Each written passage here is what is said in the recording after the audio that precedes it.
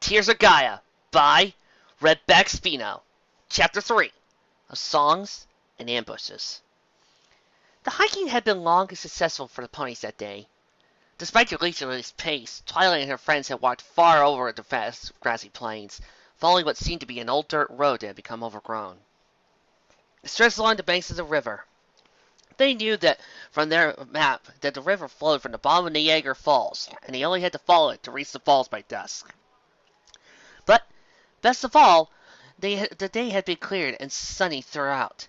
The ponies basked in the warmth of the cloudless sky as they strode across the plains in high spirits. So, Rarity was the most surprised when she felt, of all things, the cold flip of a drop of water bounce off his snout. Ooh! Okay, who did that? Did what? Some ponies flicking water from the river at me. Have you any idea how filthy that stream can be? Rainbow glided overhead, rolling her eyes. Take a good look, Rarity. None of us are anywhere near the water. The White Unicorn glanced at her friends. True to Rainbow's words, they were all top of the riverbank, far from the water's ends. She shrugged. Must have been my imagination. Apologies, girls. Plip. No need to apologize, Sugar Cube. I'm feeling it too. Plick. Ooh, so am I.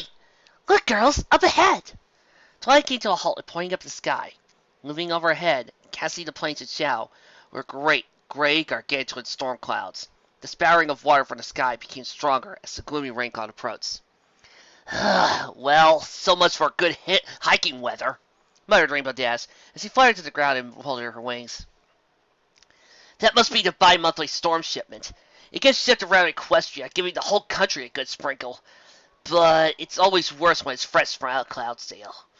She pointed to the skyline over to the west, where the faint shape of the Pegasus Cloud City could be seen, hovering over the horizon. Come on, girls, Pinkie Pie chirped as she bounced along the increasingly damp road. It's not that bad. As if nature itself decided to spite Pinkie, there was a low rumble of thunder in the distance, and the rain cloud doubled its efforts to soak all below. Applejack turned to glare at the pink pony. Yeah, it does. I had to go and say it, didn't you? Don't worry, girls, Twilight said as he set down her saddlebag and began rummaging for it. I anticipated this, so I took the liberty of enchanting all our blankets before we left. They're good against the cold, and they're also waterproof. To prove her point, she levitated her blanket from deep within her bag, draped it over her shoulders, and secured it with a safety pin. The end result was rather amateurish, but altogether effective cloak. Following suit, the ponies all extracted their own blankets, and Twilight and Rarity helped to make a simple raincoat from each one, clasping it with a pin. When all the ponies were clothed in their makeshift cloaks, they shouldered their saddlebags and continued down the road. Their newfound dryness did little to raise their spirits, though. As any hiker would have agreed, there was little in the world more miserable than walking through the pouring rain, as the path ahead became less and less visible through the downpour, and the ground hose got muddier and muddier. Oh, we're getting at this place. We'll never make it to Niagara Falls before nightfall, Applejack cried above the noise of the rain, as the first traces of dust crept over the sky. Twilight extracted the map from her bags and quickly scanned over it, careful not to let it get too wet. You may be right, Applejack, but what can we do then? Set up camp and try for the falls in the morning? You're kidding, right? Rainbow shouted from behind. We can't camp out in this! Firesight spoke up, her voice barely audible above the rain. She's right. Not just because we'd be sleeping in the rain, but we could get slipped down into the river. It just gets much worse. Oh, come now, Fluttershy, Rarity replied with a humorous laugh. How could this get any worse? But luck, it seemed, was a cruel mistress, especially when she had nature as her fellow conspirator. From the rear of the group there came the sound of splashing and a most undignified shriek. Fearing the worst, the group turned around to see Rarity, her mane bedraggled and bespattered with mud and dirty rainwater, standing flank deep in a murky brown puddle. Her twisting eyes had widened to the size of dinner plates, contrasting eerily with her pupils, which had shrunken into tiny black pinpricks. Oh my, the timid Pegasus squeaked. 6 ponies cantered along the path, not caring about the mud splattering against their legs or sides. Or rather, 5 cantered to 1, a white unicorn who was frozen in a catatonic sock, was tied onto Applejack's bag. This is ridiculous! If we don't find some shelter soon, we're gonna drown out here! Twilight paused for a moment to wring the water out of her mane. You're a Pegasus, Rainbow! Can't you do something? Rainbow shook her head. Even if I could do something against a storm that big, it means the rest of Equestria wouldn't get any rain for the rest of the month! Hey, look, girls! I can see an eye up ahead! Pinky shouted as he skidded to a halt, throwing a small wave of mud all around her. The others also skidded to a stop, or rather, tried to, and ended up sliding into the back of her. As they got back to their hooves, they followed Pinky's pointed foreleg and saw a light in the distance that almost made them weep with joy. Less than a half a mile away was a tiny group of buildings, the windows glowing with a warm yellow light that occasionally flickered as a figure passed the inside of a window. The simple wooden architecture and surrounding fields came into focus as the silk mare sprinted toward the lights, discovering the small group of houses and fields to be a farming commune of some sort. As long as those ponies don't have equal signs and don't have big white smile faces, and there's a mare named Starlight Shimmer there, I'm fine. Hello. I'm gone. As they passed under the archway to the farmstead, they could hear the muffled sound of many voices emanating from a building off to the left side of the courtyard. Above the door hung a wooden hand-painted sign depicting a plate laden with a loaf of bread and an apple, with a floating flagon beside it. Beneath it were the words, "The Warm Welcome." Needing no second bidding, Twilight pushed the door open, and the 6 friends staggered in. The first thing they noticed was the warmth. They had not been exactly tender temperatures outside, but the sudden rain and the wind chill had not helped matters. The ponies were practically feel the rain evaporating off the coats and fur. Tossing back their hoods, they shook the droplets of water from their bodies, and they passed through the ports. It was a small tavern, lit only by a few dim, wall-mounted lights and a roaring fireplace opposite the bar. There were a couple of dozen ponies dotted around the room, mostly earth ponies, with a scattering of Pegasi and a unicorn or two. Some sat together at the small round tables, and a few huddled by the fire, and some stood or sat at the bar. Behind the bar was a corpulent old cream-colored stallion with a bushy black beard and mustache, an apron tied around his belly. It wasn't the best looked after of inns, but it still had about a general air of friendliness and, as the sign suggested, a warm welcome. As they approached the bar, they caught the eyes of a few ponies around the tavern, and there was a brief lull in the conversation. But the chatter soon swelled again, and a few voices giving off gruff meetings to the newcomers. Fluttershy and Pinky instantly headed to join the ponies that were huddled around the fireplace, while Twilight and Applejack approached the old bartender and routed to a hoof on the worktop. Excuse me, sir. One moment, please. The old stallion called over the hubbub, as he hastily poured more drinks for the ponies standing in the bar, either popping open a bottle or filling a flagon from one of the many massive barrels behind him. After a few minutes, he finally had a moment to talk. Oi, sorry about that. Things are always busy this time of day. Now then, can I help you, missus? I can't say we get many visitors around here, especially in a group your size. We're, making a trip north, just hiking trip, you know, Twilight replied. She was not sure she wanted them to know their real intention up in the mountains. And you got caught in the rain, eh? Well, you couldn't pick a better place to shelter. We've got hot food, drinks, a warm fire. He glanced at Rarity, who still lay frozen and covered in mud on Applejack's bag. Huh, and I bet your friend back there wouldn't mind a warm bath. A warm bath? Rarity's ears pricked up as he instantly returned to consciousness. Applejack chuckled as he untied the bonds that strapped Rarity to her back. Glad to have your bike with us, Rarity. The bartender chuckled as well in his deep brass voice. Yeah, a pretty mare like that covered in muck does ain't right. Hold on a moment. Hey, Song Breeze! A young mare in an apron, Massey the bartender, squeezed her way through the other ponies. She was a pretty young mare, about the same age as Twilight, with a mousy mare braided into a ponytail and a pale plan coat. Ooh, what's up, Uncle? The stallion pointed at Rarity. This mare's in need of a dog bath, or be a dear and take her up to a bathroom, really. Sunbreeze nodded and begged for Rarity's follow. Sure thing, Uncle. Uncle Butterbear. Follow me, Mr. Rarity, she replied. The name's Rarity. The young filly led the way up to some stairs to the ports. Butterbeer wants to disappear to the upper floors before returning his attention to Twilight and Applejack, a smile creasing his face. Now then, missus, anything else I can help you with? Sorry, skip to the taking orders. Well, a nice hot meal would be nice, Twilight replied, but also we're wondering if you have any rooms to stay tonight. His smile sagged. Sorry, miss. I'm afraid we got no vacancies at the moment. Applejack frowned. Seriously? Shoot! Ain't there anywhere in this place that has somewhere we could sleep? Not likely, replied Butterbeer. Most houses are pretty crowded to begin with, and we don't got the room to house 6 more ponies. Again, sorry, missus. You're welcome to stay until the bar closes.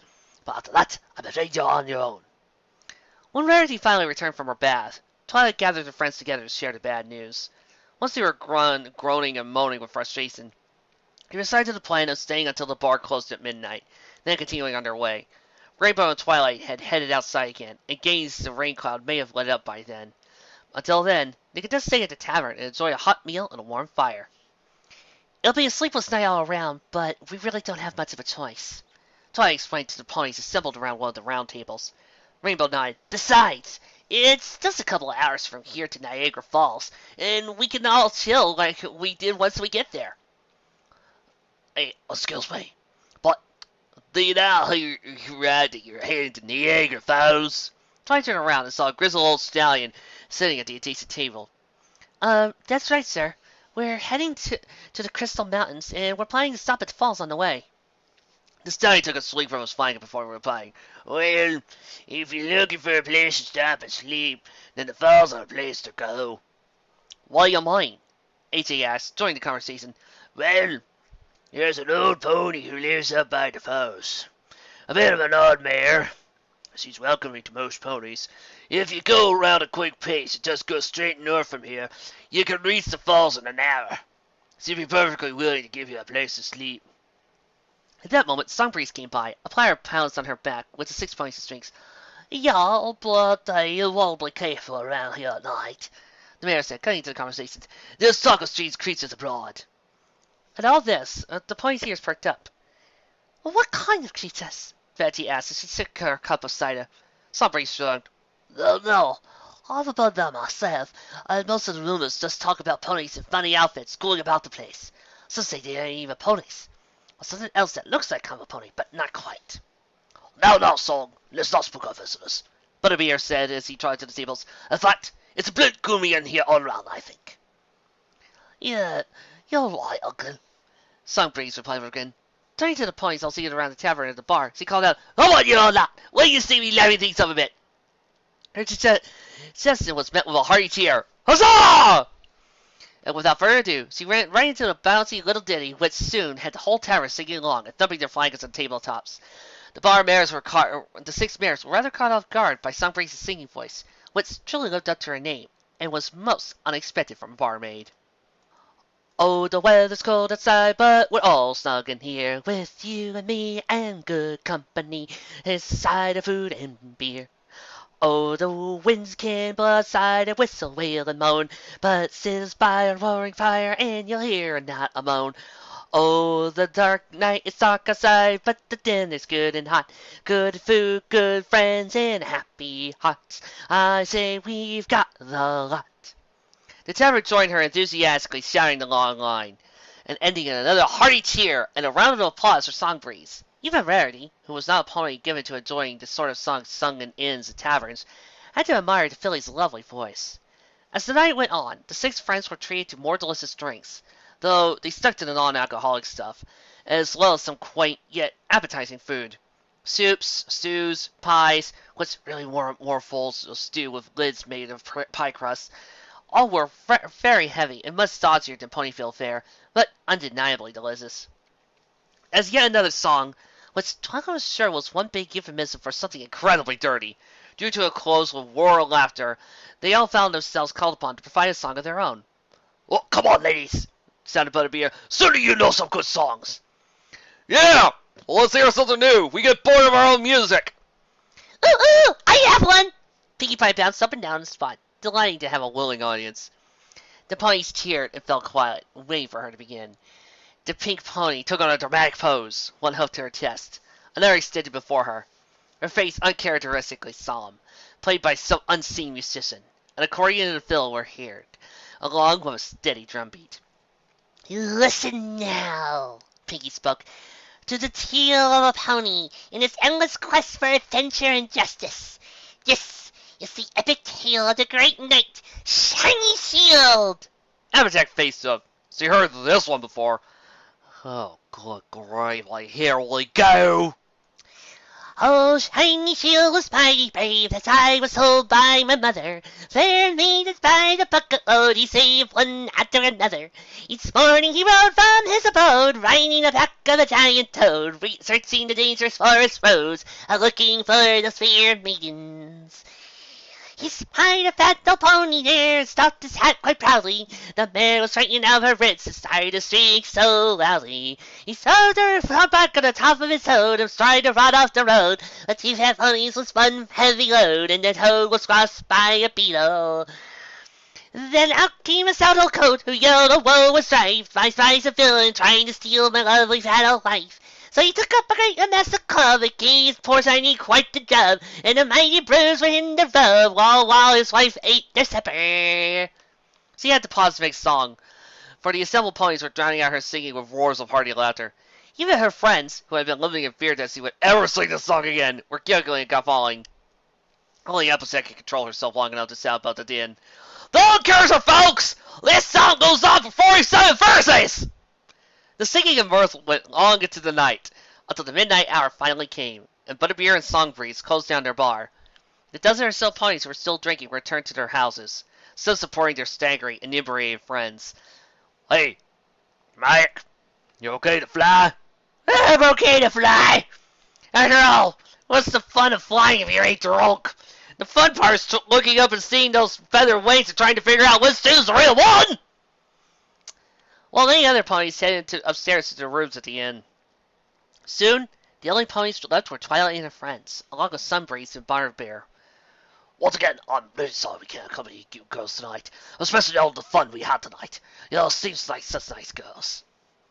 Twilight gave him a reassuring smile. "It's all right, Mr. Butterbeer. At least we had a chance to dry off and tear up a bit." "Oh, and besides, the rain's letting up as the latest. We'll be fine," Applejack added. True to her word, the downpour outside had led up to a gentle drizzle. "Well, I was ahead to dry out your stuff," Songbreeze replied, carrying the ponies to saddlebags and close to her in the back room. "Nice and warm for the heater." Each of the ponies smiled as they felt the warmth of their cloaks and saddlebags on their backs. "Thank you so much," Twilight said as he clasped her blanket around her shoulders.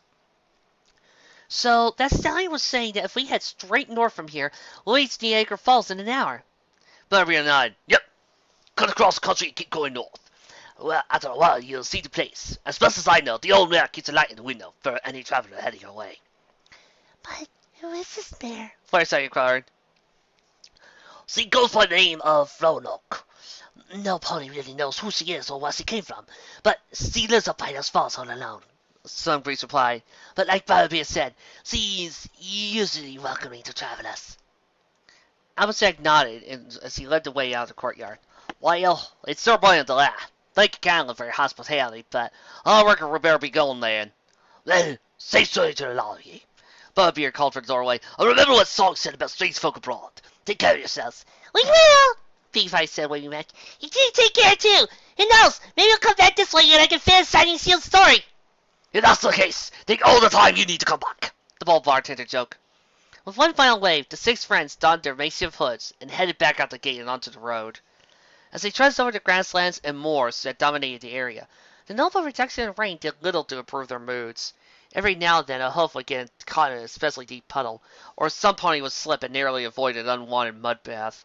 But one pony in particular felt even more ill at ease than the rest. "Applejack?"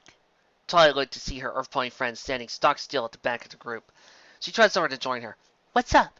You've been stopping and starting like this a lot." Applejack shook her head, as if dispelling some unwanted thought. "Sorry, Twi. I don't know what it is, but something feels mighty off. I can't put my hoof on it, but I just reckon something's up." "Like, there's some pony out here other than us?" Rainbow asked in a low voice as she joined him. "Actually, I've been feeling like something like that too," Fireside added. "A few times. I even thought I could see something." "Was it a group of shadowy ponies that seemed to be getting closer?" The Pegasus was unnerved by Rarity's oddly specific question. Yes, actually. Why?" Rarity was perched at the top of a light mound around the moor, staring intently eastward. "Because I could see them too, about a half mile away." When the sun flashed a light, Twilight was by her side, looking out over the moors. Over the lip of the low hill, they could see a shadow rise, or more than one. Squinting and peering through the mist and rain, they watched as the shadows seemed to grow in size and number. Soon, there was no doubt about it. About 4 or 5 shadows were standing there on the hill, peering back at them with a piercing yellow dust that seemed to be their eyes. Twilight thought she could hear faint hissing or growling from their direction. Then, the seats began to advance. Twilight was immediately spurred to action. "We need to get moving! Now! Head straight north! Fast as you can! They turned on their back hooves and began galloping across the land, ignoring the sputtering of Mad or scratching and buzzes and Scrub as they ran by. Applejack led the way, pumping her strong workhorse legs, following closely by Rainbow Dash, taking to the air, flying low and keeping to the ground. Biggie Pie and Twilight galloped with them, bringing up the rear were Rarity, who gasped for air as he tried her best to keep up, and Fluttershy, who glided alongside. Glancing a quick look behind, Fluttershy gulped as she saw the strange shadows gaining ground behind them. She could clearly see their eyes now, and noticed they were not like any ponies she had seen. They seemed to be nothing more than bright yellow rings in a shallow, cowled face. As the ponies sprinted desperately, they noticed that more and more of these strange figures appeared, running behind them and even alongside them. About 10 or so of them were now following them. But the 6 ponies came to a halt as they found their way barred by another 5 cloaked figures, who formed a line before them. Within seconds, they were surrounded. One of those figures stepped forward a few paces, called in a snarling voice, "You will go no further!" Now that they were standing still, Twilight was able to get a good look at the figures. She too noticed their strange eyes, nothing more than yellow rings, staring out from beneath their hooded and cowled faces. For once she could see their limbs and tails beneath their cloaks, she noticed with unease they did not look very equine at all.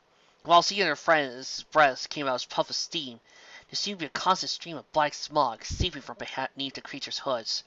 Swallowing her fear, she stepped forward to confront them. And why not? We're just travelers on our way to Niagara Falls. "You will come with us!"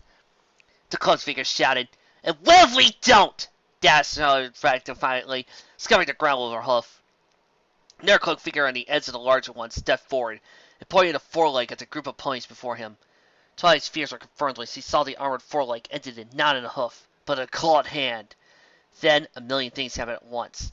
The dozen or so figures bore down a group of mares, silently charging forwards. In an instant, Rainbow Dash zoomed skyward before any of the strange creatures could touch her. Falling above the ground, she would zoom down on any of their assailants who made the grab at her friends, barreling down on them like a cannonball. Twilight and Rarity held their own, bolts of magic shooting from their horns and lighting up the darkness. Every now and then, these flashes of magical energy would make contact, blasting one of the beast's back. But many would cast them off guard, slipping down upon them on wings that were sometimes feathery and would not give so much. Through the darkness of the melee, Twilight called out, "Girls! Over here! Everybody around me! Now!" Through the dark, there were sounds of scuffles, snarls, and grunts of creatures as they were beaten back. With moments, Twilight found herself surrounded by her 5 friends. Through the darkness and the veil of rain and mist, she could see the shadowy figures regrouping and heading their way. Glancing over to the north for a moment, she then closed her eyes and focused all her will into her horn. She had always been warned about the dangers of teleporting somewhere she did not know or could not see. But this was desperate. "Girls, hold on tight!" she shouted as she could feel the magic welling up in her horn. She felt 5 pairs of hooves grabbing onto her as tightly as they could. Ignoring the pain, Twilight cast the enveloping net of magic around her friends and herself, before finally releasing the spell. With a blinding flash of light and magenta light, they were gone. Many miles away, in a cottage by the waterside, a light came on. An ancient gray-haired mare stood up from her chair, stretching her creaking old limbs and slipping into a dark blue nightgown. Picking up a candlestick on her way out, she opened the door and slowly made her way across her garden. She passed by the small lake that gradually shrunk down to the stream, sticking its way into the distance past the banisterings of her home. She crossed the bridge and stood over the silent water and aimed her way down the colonnade. Finally, she reached the 2 pillars that marked the entrance to her home as she stood there waiting. They should be arriving any moment now. In 4, 3, 2, bang! "Oh, you're early," The old mare said with delight as she watched the 6 ponies fast into existence. They appeared to be 2 of 8 pony, kind, young, and absolutely filthy. Mud caked the sides of the hooves of the 6 mares. Scratches and bruises could be seen where there were no mud. "Well, come on in. There's no sense in letting out the rain on a night like this," The old mare said as he passed between the pillars. Agonizingly slowly, the 6 mares got to their hooves, barely able to stand under the weight of their bags and their own exhaustion. "Go on, hurry up and get to the side. Best shed those heavy bags of yours. I'll have them brought in."